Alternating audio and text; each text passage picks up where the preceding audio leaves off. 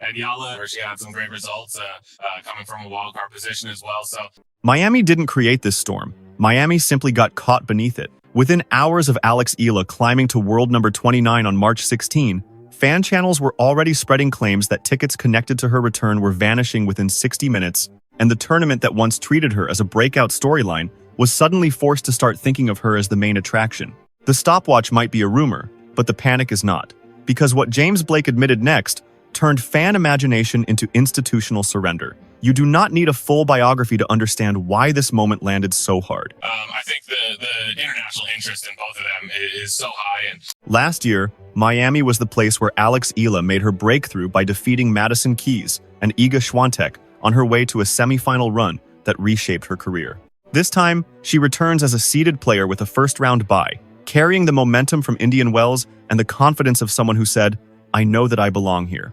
On March 17, she was already back practicing on those same courts. The only real question was whether Miami had learned anything from what happened the first time. That is the true conflict here, not Alex Eala versus another opponent, but Alex Eala versus the outdated way of viewing her. Last season, organizers could tell themselves they were simply being cautious. A young player makes a deep run, the crowd gets energized, the moment feels big, and then the tournament moves on. That explanation works once, but it does not hold up a second time, because what followed her Miami run in 2025 was not a one-week fluke. It became a growing fan movement that expanded with every upset, every practice clip, every post, and every match that made Filipino fans feel like the sport finally had to listen. By the time Indian Wells pushed her to world number 29, the underestimation itself had become the villain. The fans had already crowned her, the event was the one still catching up. Start with the speed of it, because that is what makes this feel dangerous to the gatekeepers. Indian Wells gave Eala a tough 3-set escape against Diana Yastremska. Then the match against Coco Gauff shifted in her favor, with Eala leading before the retirement. By March 16, the rankings made it official. Alex Eala was world number 29.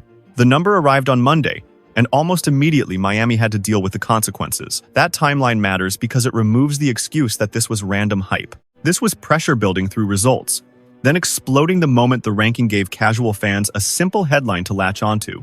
Then came the claim everyone clicked on. Fans and YouTube channels spread reports that Miami Open tickets linked to Eala's return disappeared within 60 minutes. That exact time frame is unverified and should be treated as rumor, not official data. But the reason the rumor still matters emotionally is simple. False demand does not create real anxiety inside a tournament office unless something underneath it is already real. Put yourself in the position of the event organizer. The stadium court holds 15,000 people, the grandstand holds 5,000, and you already know what happened when you underestimated her once. You can see fan buzz rising the moment she arrives as a top 3-0 player, and you can feel the global energy building around the venue where her rise first took off. Even if the 60 Minutes headline is exaggerated, it spreads quickly because it now feels believable. Eala has entered that level where exaggeration only works because reality is already intense. And this is where the fan base deserves credit. The mainstream did not create this, and the rankings did not build it from nothing. The people who supported her early recognized the momentum before the marketers did. They saw that Eala was not just winning matches, she was becoming must-watch for a community that wanted its own champion on a stage this big. Eala herself spoke with the confidence of someone who understood what was coming. After Indian Wells, she said, "Miami last year was a beautiful time for me. I've grown a lot. I know that I belong here. So it doesn't matter if I win the tournament in Miami or lose in the first round. I know I'm here to stay." That is not the voice of a player seeking approval. It is the mindset of someone who already knows she belongs, whether the establishment is ready or not. Now, look at the pattern. Miami was the breakthrough. Indian Wells confirmed it was real. March 16 delivered a career-high ranking.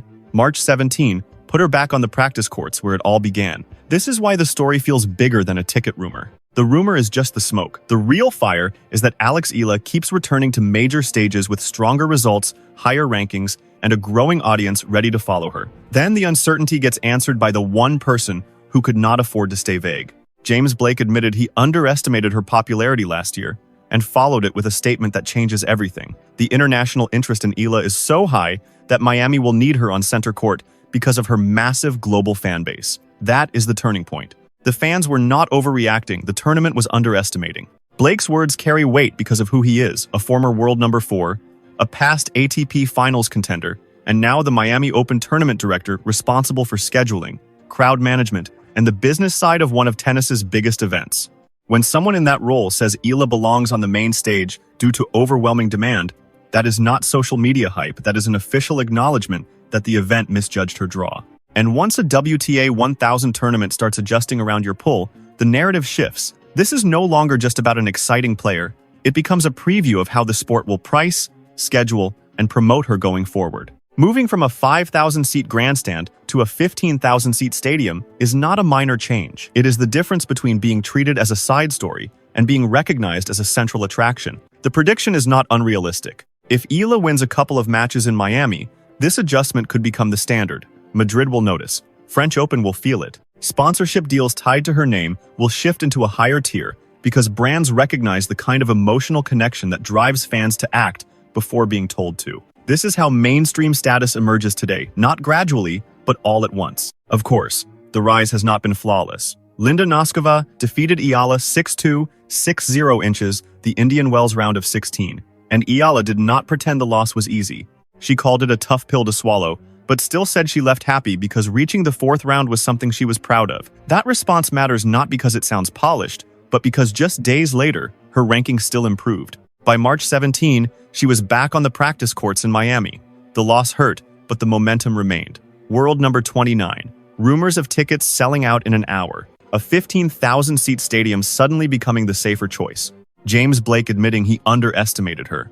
I know that I belong here. Put all of that together, and the picture becomes clear.